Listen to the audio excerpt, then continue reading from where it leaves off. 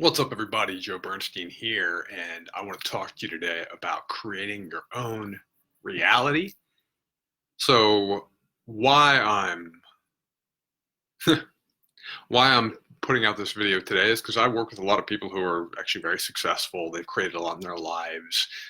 They do really well. On the outside, they are very confident, capable, social, powerful. And on the inside, they've got social anxiety. They ruminate on their failures. They operate from a perspective of stress and strain and fear. And they're achieving a lot to always prove something to themselves or to others. And so while they have a lot of what other people want on the outside, they're not at peace on the inside, right? And part of that is because of the way we've been trained to construct our reality. So I'm working with a client today, and he brings up a good point. I'm talking about him taking a story that's really bothering him from his past, that is pervading into his relationships, that's actually coloring the way he looks at his sons. And I'm asking him to reframe it.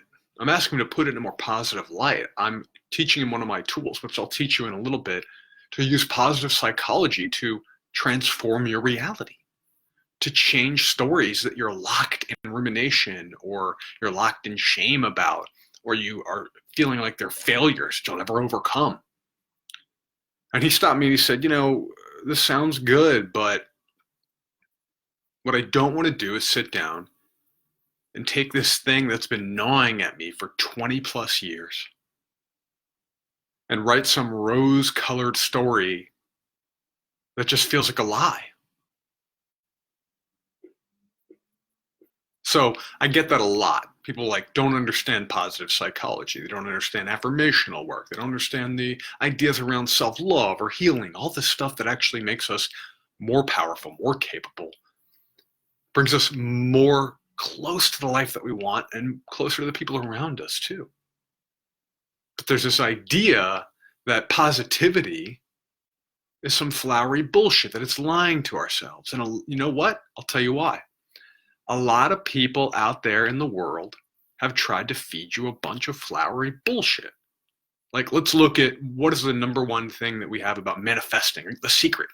You can manifest everything you want in this life. You magically manifest by thinking about things and by using positive language. That is bullshit. That is a lie. Now, it's one piece of a much larger puzzle to creating the life you want. It is important to monitor the language. It is important to use positive psychology. It is important to affirm what you want in this world. It is important to learn to train your mind to focus on the things that are great in your life, to practice gratitude, as opposed to allowing the default negativity states, the confirmation bias, the negativity bias, the fear-based living that maybe our nature and maybe our nurture has conditioned us to live into. It is important to decondition that. But it's not about creating a bunch of bullshit and lies, right? So I'm going to give you a challenge right now. Now, I am a guy who at one point really felt a lot of shame about what happened to me in college. I just posted about it this morning in my question. But at one point, I felt a lot of shame about what happened to me in college. I went to college and I just wasn't disciplined. I wasn't focused. I didn't want to be there. I never picked a major. Out of 4 semesters, I only actually went to class and tried once. I ended up withdrawing my last semester. I wasted a bunch of money. I wasted a bunch of time. And in a society, in a world, especially in an area that's highly educated and focuses a lot on education and degrees, I could easily live into this shame about that part of myself, about that time in my life, forever. But I've chosen not to. What have I chosen to do? I've chosen to make that a necessary stop on the journey of my life that woke me up to a reality. I don't fit into the box of traditional, domesticated academia, which was a great lesson because I really probably also don't fit into the box of corporate America, of office jobs. And so I had the fortune of not actually developing the discipline when I was young to do well in college when I was free and on my own. I just wanted to seek pleasure. I just wanted to relax. I just wanted to do the things that were exciting to me. I wanted to go to concerts and I wanted to make out with my first girlfriend and I wanted to drink and I wanted to smoke weed and all this stuff that actually felt like freedom at the time. But I didn't want to go to college. I didn't want to go to school. I didn't want to push hard. I didn't want to try to fit into the box of others. So I learned that lesson. And then fortunately for me, a bunch of powerful steps in the next few months after I left school led me to an amazing career where people believed in me, people developed me, nurtured me, taught me skills that I still use this very day that help me align with values and vision and mission, and help me learn to coach people and help me learn to understand people's needs and be inquisitive and curious and overcome fears on a regular basis. So my failure in college was one of the best things that happened to me. And I believe that, right? So I was challenging my client to do the same thing. He has a lot of shame about what he did in college. It was wasted time. And even though this guy has successfully launched businesses and he's in a leadership role in a dream job and he has a wife of multiple decades that he absolutely still is in love with and he has 2 kids in great colleges, he has a really successful life. He's under this impression that that was a major failure and he's always trying to outrun that failure. And it really pervades his relationships today. It pervades the way he sees his sons who are in college. It pervades the way that he leads in his position right now. He's still afraid of fucking up, so he's walking on eggshells around certain people. In a leadership position, he knows he's got to take the reins. Doesn't dominate, but he's got to take the reins. Can't be afraid of pissing everybody off all the time. So I challenged him. I said, I want you to sit down and I want you to actually reframe that story. I want you to tell the story as if it's a necessary step on the journey that's led you to this life that you love. I want you to sit down and I want you to highlight all of the things that you actually learned from that, all the hard, painful lessons, all the things that actually sucked in the moment, but helped you become who you are today.